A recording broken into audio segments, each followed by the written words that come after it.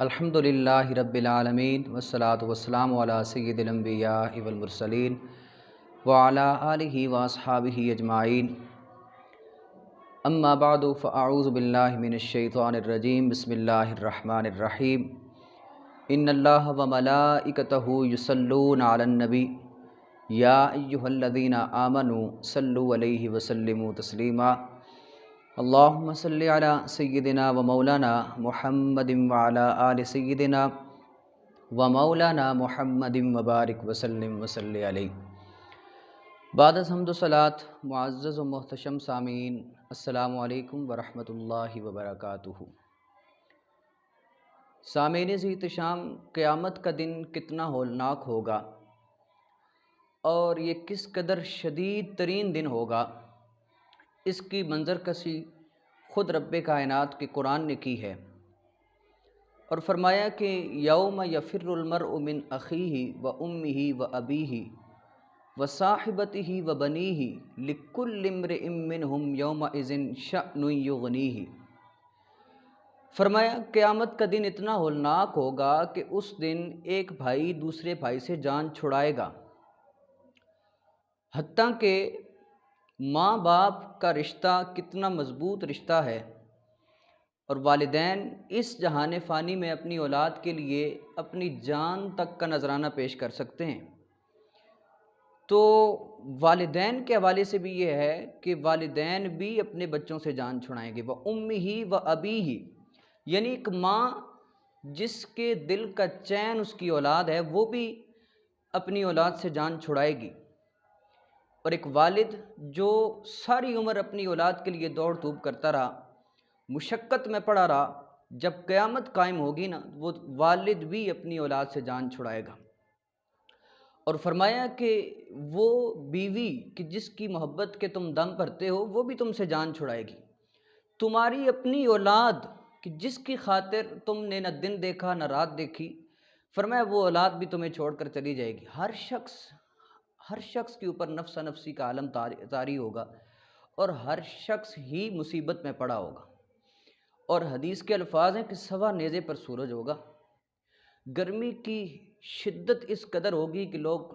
پسینے سے شرابور ہوں گے، اور فرمایا کہ وہ ایک دن 50,000 سالوں پر محیط ہوگا، اتنا طویل دن ہوگا۔ تو سامعین ذی احتشام، دنیا کی یہ جو گرمی ہے یہ ہم سے برداشت نہیں ہوتی۔ جب جون جولائی کے مہینے آتے ہیں تو ہم مشکل سے وقت گزارتے ہیں، دن کے وقت ہم دھوپ میں نہیں نکلتے، کہیں بیمار نہ پڑ جائیں، کہیں کوئی عارضہ نہ لاحق ہو جائے، تو یہ دھوپ ہم سے برداشت نہیں ہوتی۔ آپ اندازہ کیجئے کہ وہ دھوپ کس قدر شدید ہوگی کہ سورج سوا نیزے پہ ہوگا۔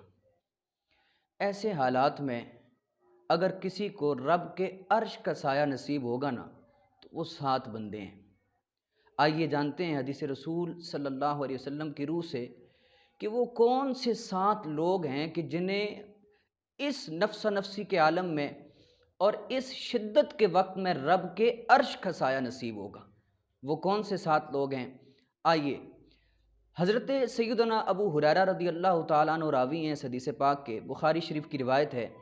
نبی کریم صلی اللہ علیہ وآلہ وسلم نے خود ارشاد فرمایا 7 یظلہم اللہ تعالی فی ظلہ یوم لا ظل الا ظلہ۔ فرمایا 7 قسم کے وہ لوگ ہیں کہ جنہیں مالک اپنے عرش کا سایہ نصیب کرے گا، اور یہ وہ دن ہوگا کہ جس دن اس کے عرش کے سائے کے سوا کوئی سایہ نہیں ہوگا۔ اور وہ 7 لوگ کون ہیں؟ فرمایا ان میں سے پہلا شخص وہ ہے امام عادل۔ فرمایا وہ حکمران اور وہ حاکم کہ جسے مالک نے سلطنت عطا کی تھی، جسے مالک نے اختیارات عطا کیے تھے، تو اس نے عدل سے کام لیا، اس نے ظلم نہیں ڈھائے، اس نے اپنی عوام کے فلاح و بہبود کے لیے کام کیا، عدل و انصاف کو عام کیا۔ فرمایا اس شخص کو مالک کائنات قیامت کے ہولناک لمحوں میں اپنے عرش کا سایہ نصیب کرے گا۔ اور فرمایا دوسرا وہ شخص ہے کہ شاب نشأ فی عبادت اللہ۔ فرمایا کہ وہ جوان کہ جو اللہ کی عبادت میں پروان چڑھتا ہے، جس کے شب و روز اللہ کے ذکر میں گزرتے ہیں، وہ جوان، اب دیکھیے نا یہاں پر حدیث پاک کے الفاظ جوان کے متعلق ہیں، یعنی ایک انسانی فطرت ہے کہ جب انسان جوانی کے عالم میں ہوتا ہے تو اس کی تمام تر قوتیں مضبوط ہوتی ہیں اور اپنی تمام تر توانائیوں کے ساتھ وہ موجود ہوتا ہے۔ تو ایسے حالات میں کہ جب وہ گناہ پر قادر ہوتا ہے اور پھر وہ گناہ نہیں کرتا، فرمایا وہ جوان کہ جو جوانی کے عالم میں اللہ کی عبادت کرتا ہے اور جوانی کو اللہ کے ذکر میں گزارتا ہے، فرمایا مالک اسے قیامت کے دن عرش کا سایہ نصیب کرے گا۔ اور فرمایا تیسرا وہ شخص ہے کہ جس کا دل مسجد کے ساتھ لگا ہوا ہے، حدیث کے الفاظ ہیں وَرَجُلٌ قَلْبُهُ مُعَلَّقٌ فِي الْمَسَاجِدِ، فرمایا کہ وہ شخص کہ جس کا دل ہمیشہ مسجد کے لیے بے چین رہتا ہے، وہ ہمہ وقت مسجد کی فکر میں رہتا ہے، وہ ہمہ وقت مسجد کی آبادی اور اس کی تعمیر و توسیع کی فکر میں رہتا ہے، مسجدوں کو آباد کرنے کی خاطر وہ اپنی کوششیں جاری رکھتا ہے اور اس کا دل مسجد میں اٹکا ہوا ہے، فرمایا ایسے شخص کو مالک کائنات اپنے عرش کا سایہ نصیب کرے گا۔ اور اس کے بعد فرمایا رجلان تحابا فی اللہ اجتمع علیہ وتفرقا علیہ، فرمایا وہ دو شخص کہ جو باہم محبت کرتے ہیں تو اللہ کی رضا کی خاطر محبت کرتے ہیں اور اسی اللہ کی رضا پر وہ جمع بھی ہوتے ہیں اور اسی اللہ کی رضا اور خوشنودی کے لیے وہ جدا بھی ہوتے ہیں، فرمایا ایسے دو آدمیوں کو بھی مالک کائنات اپنے عرش کا سایہ نصیب کرے گا۔ اس کے بعد پانچواں وہ شخص ہے، فرمایا وَرَجُلٌ دَعَتْهُ امْرَأَةٌ ذَاتُ مَنْصَبٍ وَجَمَالٍ فَقَالَ إِنِّي أَخَافُ اللَّهَ، اللہ اکبر، سنیے حدیث کے الفاظ ہیں، فرمایا کہ وہ شخص کہ جسے ایسی عورت اپنی طرف بلائے کہ جو منصب والی ہو، جو عزت دار ہو، اور نہ صرف عزت دار ہو بلکہ وہ جمال والی بھی ہو، یعنی حسین عورت اسے اپنی طرف بلائے اور وہ جواباً یہ کہے فقال انی اخاف اللہ، میں اپنے رب سے ڈرتا ہوں، مجھے اپنے رب کا خوف ہے، میں اللہ کی خشیت میں ہوں، تو جو بندہ ایسی عورت کو یہ جواب دے دے، فرمایا مالک اسے اپنے عرش کا سایہ ان لمحوں میں عطا کرے گا کہ جب لوگوں پر نفسا نفسی کا عالم طاری ہوگا۔ اور فرمایا چھٹا وہ شخص ہے وَرَجُلٌ تَصَدَّقَ بِصَدَقَةٍ فَأَخْفَاهَا حَتَّى لَا تَعْلَمَ شِمَالُهُ مَا تُنْفِقُ يَمِينُهُ، فرمایا کہ ایسا شخص کہ جو صدقہ کرتا ہے، جو خیرات کرتا ہے، جو غریبوں کی امداد کرتا ہے، تو اس کے امداد کرنے کا طریقہ کار اس طرح کا ہوتا ہے کہ وہ دائیں ہاتھ سے خیرات کر رہا ہوتا ہے، بائیں ہاتھ کو خبر ہی کوئی نہیں ہوتی، یعنی وہ کسی کی کوئی مدد کر دیتا ہے نا، کسی کے ساتھ کچھ بھلا کر دیتا ہے تو وہ اس کی سیلفیاں نہیں بناتا، وہ لوگوں کو پھر اشتہارات کے ذریعے بتاتا نہیں ہے کہ میں نے اتنا تعاون کیا ہے، بلکہ وہ اس قدر اسے چھپاتا ہے کہ اس کے دائیں ہاتھ نے جو خرچ کیا ہوتا ہے اس کے بائیں ہاتھ کو بھی نہیں خبر ہوتی۔ فرمایا جب کوئی شخص اللہ کی رضا کی خاطر کسی کا بھلا کر دیتا ہے نا اور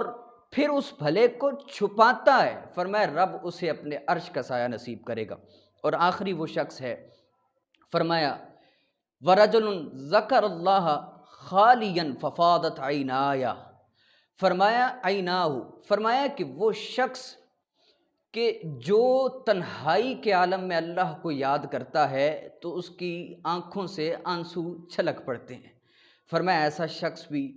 کہ جس کو تنہائی کے لمحوں میں اللہ کی یاد آتی ہے، اللہ اور اس کے رسول کی یاد میں وہ مست ہو جاتا ہے، اور فرمایا کہ اس کی آنکھوں سے آنسو بہنے لگ جاتے ہیں، فرمایا مالک اسے قیامت کے ان ہولناک مناظر میں اور قیامت کی اس نفسا نفسی کے عالم میں مالک کائنات اسے اپنے عرش کا سایہ نصیب کرے گا۔ تو سامعین ذی احتشام، یہ وہ 7 لوگ ہیں کہ جنہیں مالک کائنات قیامت کے دن اپنے عرش کا سایہ نصیب کرے گا۔ دعا کرنی چاہیے کہ اللہ کریم ہم سب کو ان لوگوں کی صف میں شامل فرما دے، مالک کائنات ہمیں بھی یہ توفیق بخشے کہ ہم اس کے اور اس کے حبیب کی رضا کی خاطر اپنی زندگیاں گزاریں۔ وآخر دعوایا ان الحمد للہ رب العالمین۔